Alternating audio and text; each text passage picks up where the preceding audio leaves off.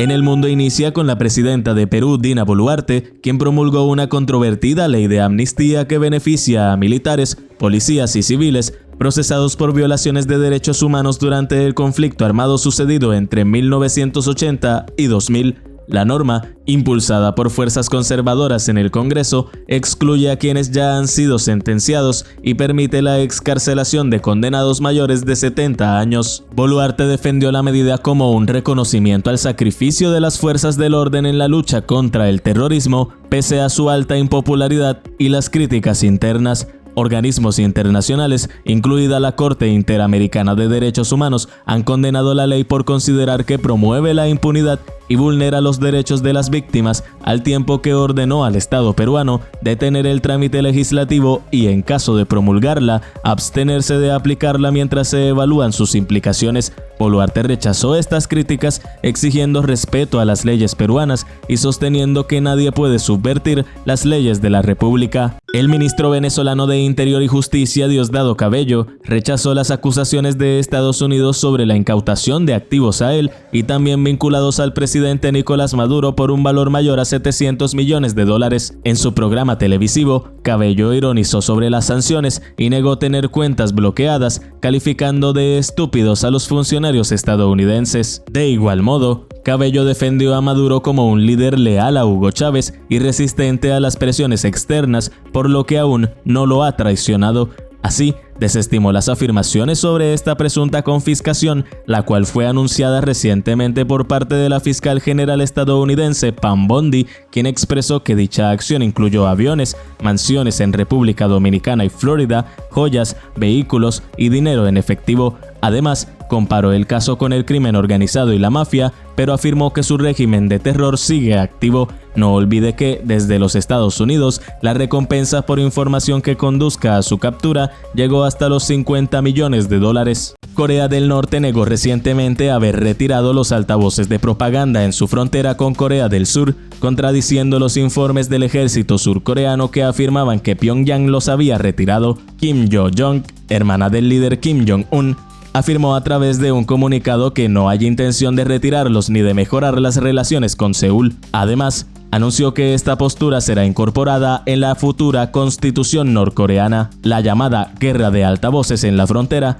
incluye emisiones de K-pop y noticias desde el sur y ruidos inquietantes desde el norte. Si bien el nuevo presidente surcoreano Lee Jae-myung había iniciado el retiro de altavoces como gesto de distensión, pues su idea promulgada es que la paz es preferible a la guerra, sin importar el costo, Pyongyang rechazó cualquier acercamiento diciendo que en varias ocasiones han anunciado que no tienen voluntad de mejorar dichas relaciones. Este es el extra en lo que pasa en el mundo.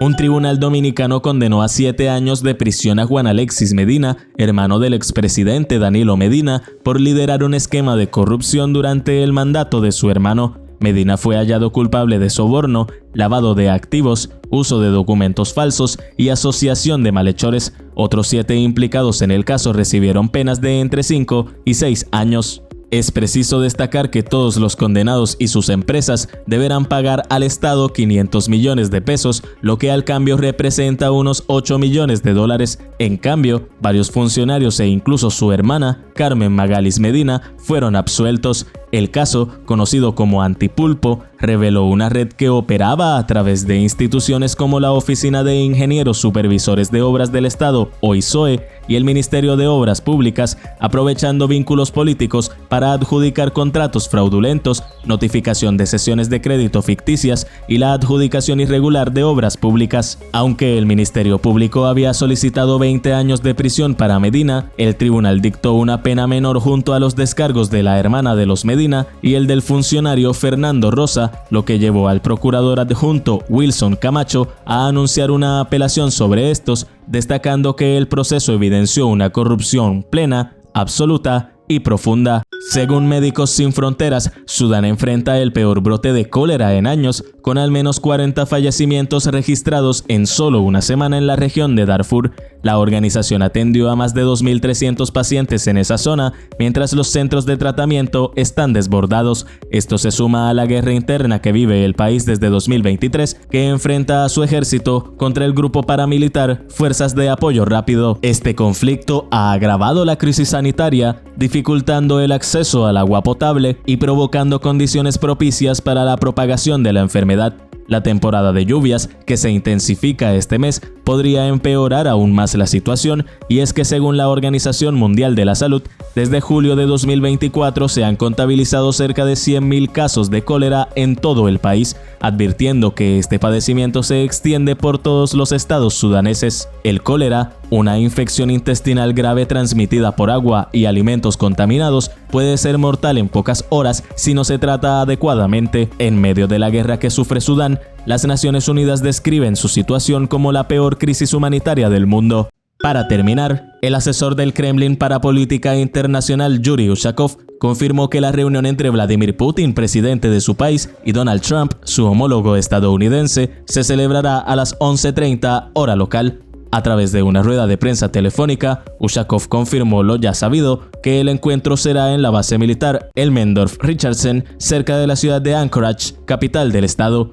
El encuentro comenzará con una reunión cara a cara entre ambos, seguida de un desayuno de trabajo con delegaciones de alto nivel conformadas por 5 altos funcionarios. El tema central será la guerra en Ucrania, incluyendo posibles acuerdos de paz y alto al fuego. Vladimir Putin elogió los esfuerzos sinceros de Estados Unidos para resolver el conflicto, y se espera que también se aborden temas de seguridad global y cooperación económica. La reunión tiene un simbolismo histórico al celebrarse cerca de un cementerio donde descansan militares soviéticos que colaboraron con Estados Unidos durante la Segunda Guerra Mundial. Al finalizar, habrá una rueda de prensa conjunta y la delegación rusa partirá inmediatamente fuera del país. El grupo de la nación euroasiática incluirá al propio Ushakov, a los ministros de Exteriores Sergei Lavrov, de Defensa Andrei Belousov y de Finanzas Anton Siluanov, estos unidos al enviado del Kremlin para cooperación económica con el país norteamericano, Kirill Dmitriev. El ministro israelí de Finanzas Bezalel Smotrich anunció la aprobación de un plan para construir más de 3.000 viviendas entre Jerusalén y el asentamiento de Maale Adunim, lo que aislaría Jerusalén Este del resto de Cisjordania ocupada. Smotrich declaró que esta expansión entierra la idea de un Estado palestino porque no hay nada ni nadie que reconocer, y pidió aplicar la soberanía israelí en esa zona. El proyecto, conocido como E1, había sido bloqueado durante años por presión de la comunidad internacional, que teme que la expansión de los asentamientos israelíes impida el establecimiento de un Estado palestino contiguo con Jerusalén Este como capital, pero ahora avanza con el respaldo del gobierno de Benjamin Netanyahu y el apoyo explícito del presidente estadounidense Donald Trump. El plan incluye también una carretera que separaría el tráfico palestino del israelí, conectando Belén con Ramallah sin pasar por Jerusalén. Organizaciones como el Grupo Israelí contra los Asentamientos Peace Now y el gobierno palestino han denunciado la iniciativa como una escalada de violencia y una amenaza directa a la solución de 2 estados. El grupo islamista Hamas también condenó el proyecto, calificándolo como parte de la guerra genocida en Gaza. Aunque aún falta la aprobación final de las autoridades militares, se espera que se conceda en los próximos días. Soy Juan Pablo Guzmán Pérez y esto es lo que pasa en el mundo. Lo que pasa en el mundo, lo mejor que has visto en el mundo.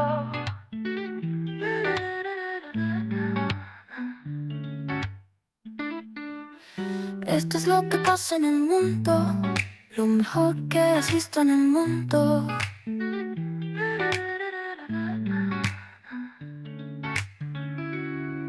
De todo lo que pasa en el mundo, lo mejor que has visto en el mundo.